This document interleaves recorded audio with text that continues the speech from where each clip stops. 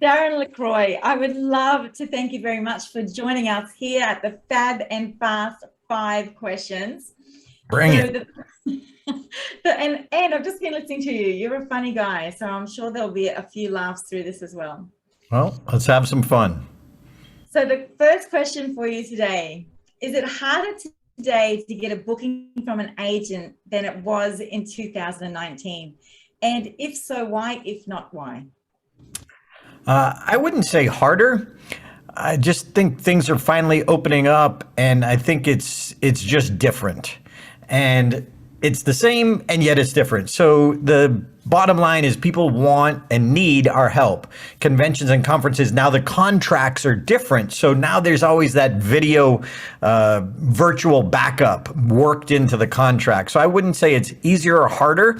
I just say you got to market yourself. You got to look like the best solution, whether it was back then or at night right now, and that stayed the same. But unfortunately, a lot of people aren't making the changes they need to make in the professional world to have a good virtual setup studio that the client knows that you can do either live or virtual. You know, they need that confidence. They need that backup. So I wouldn't say it's easier or harder. It's a little different. But bottom line is you still got to stand out from the crowd and show you've got the solution that they need. Perfect. Thank you. I totally agree. What do you do to stand out from the crowd? Definitely go with quality. I just redid my demo videos. I spent, or I should say invested, a lot of money, and I'm building a brand new website too.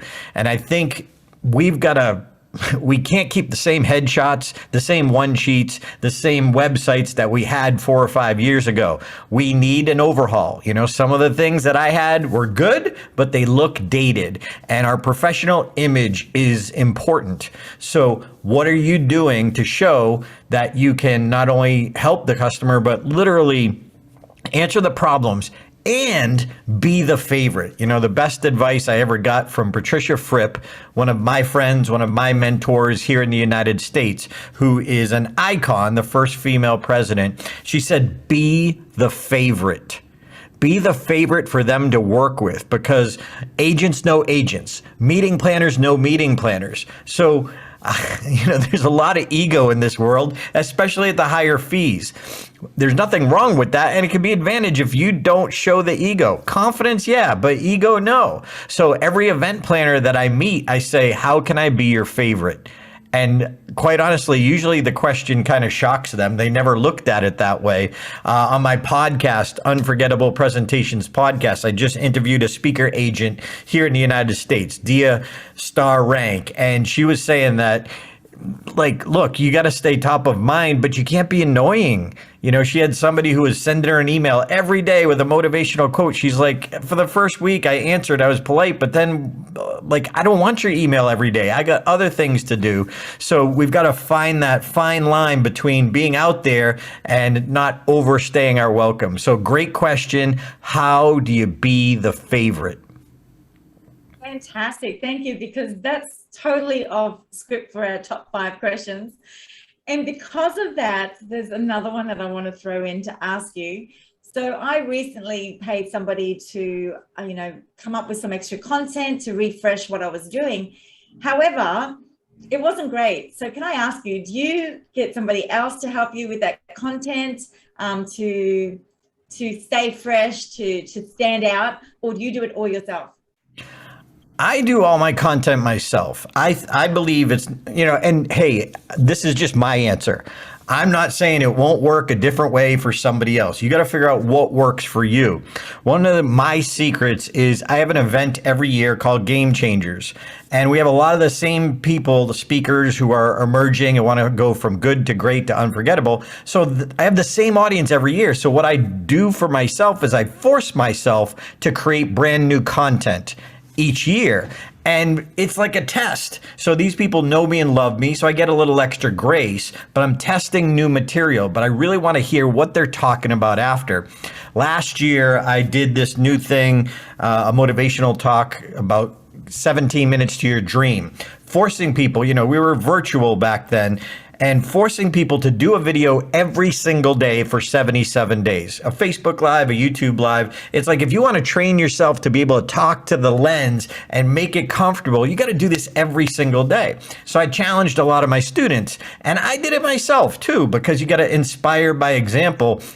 And the breakthroughs they got, they said, why 77 days? And when I interviewed the students after the fact, they said, look, if it was 30 days, I wouldn't have forced myself to upgrade things in my studio. I wouldn't have forced myself to create new stories and new ideas. So the breakthroughs they got was because of the commitment. Well, it went so well that I actually ended up saying, wow, this is actually a pretty good concept, 17 minutes a day. It's enough to get progress, but not too much to commit to every day. Anyway, the results were so good, I turned it into a book. So I just now am with the publisher, have the last edits, but forcing yourself, and I think it's got to come from inside you. So it's, again, it's not the speech you give, it's the life you live.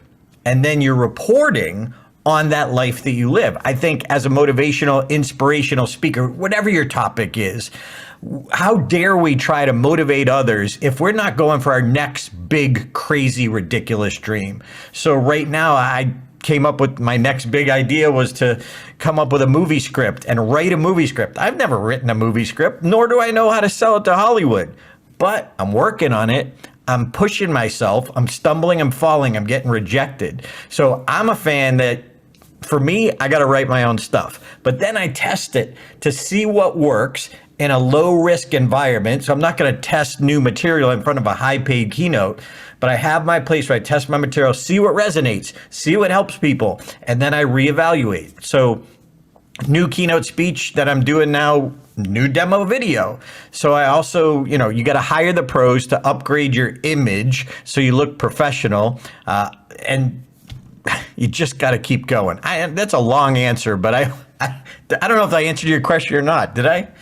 You absolutely did. I'm sort of looking at some of these questions, and I'm going to ask you one from here, and then I'm just going to say if there's anything you want to tell us. But what I really want to know is your background. How have you got that set up? Is you've got a TV over there in the background? Is your wall painted blue? What's the story? So this is one of my pet peeves, okay? You have speakers using virtual backgrounds. Like, really? You don't have one corner in your house that you couldn't have an actual background? So I should have set it up, but I just knew we were doing this interview. But this is actually a literal monitor that comes from my laptop. So I can literally be customizing things for my client and put it up there and have, like, when I'm working with an event planner, I put like Dia. If I was working with Dia and I'm doing a Zoom with her, it'd be like #DiaFan. So it's custom for them. So and I have a literal HDMI cord that goes around the bottom line of my office, goes into the wall, and then comes out there. So I also, check this out. I always look at how can I look a little bit more professional than most people. So you know those cabinet lights that you buy for your kitchen that kind of puts an aura on the ceiling? Well, I found those, and hey, I'm just in jeans, but notice the difference. Ah. And then I have my trophy here, that if I shut it off, quite the difference. And even the monitor that I have on the wall has a blue light behind it. But I did paint my wall blue. I do have Oralex. So right next to me, this is like sound squares. But yes. I'm a commitment phobe and I didn't want to like glue them on the wall. I just use command strips. So I have it on both sides. And then if I'm standing next to my monitor, I have it on the ceiling above where I would stand. So and that's the thing, I hired a professional sound guy to come to my office and tell me what I needed to do and where. And again, it's those little things. I had these coaches chairs made for our event. And, it's a real chair. It's like, why are you going to like pretend you're in some luxurious, just flip and upgrade your background. It's 12 feet. Like, come on. So anyway, that's one of my pet peeves. I absolutely love that. I'm a little bit like you with that virtual background. We need to be able to move around, show our clients information, have that screen, make it like a presentation. But I love what you've done, and I love those lights. So thank you for inspiring many of us here in Australia to do a major upgrade for sure. All right. So By the last way, question. Amazon was my friend. I'd order two things, bring it here, test it, see what worked best, send back the other one, buy two light kits, which one works best in my setting, send the other one back. So I say invest and test, and then send back what you don't use. Well done, Darren. This has just been an amazing source of information, and I'm so glad that we've got this time with you. So let's just move to the last thing we're going to do today. I would love you to either choose a number between one and six, or do you want me to roll the dice? I live in Vegas. You got to roll the dice. Perfect. All right, you didn't get to hear it roll, so you actually have the number 1. So the question that I'm going to ask you is, what is one expectation you have for yourself right now? One expectation I have to myself right now is to remain persistent. Persistent has been one of my good attributes, but like a lot of people, I get lazy. I don't want to do things. I want to like stop working at 5, but with my, my new goal, I have, by the way, the big ridiculous dream, I actually had movie posters made. So those are my movie posters. When the movie, it's that constant reminder. So, and why I do that is I have to be persistent. I get rejected. I'm trying to sell a script to Hollywood. That's ridiculous. Like what?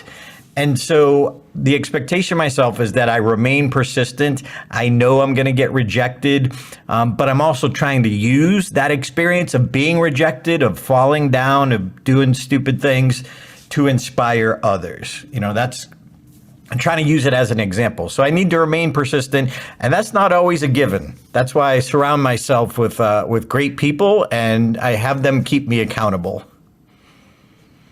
Well done,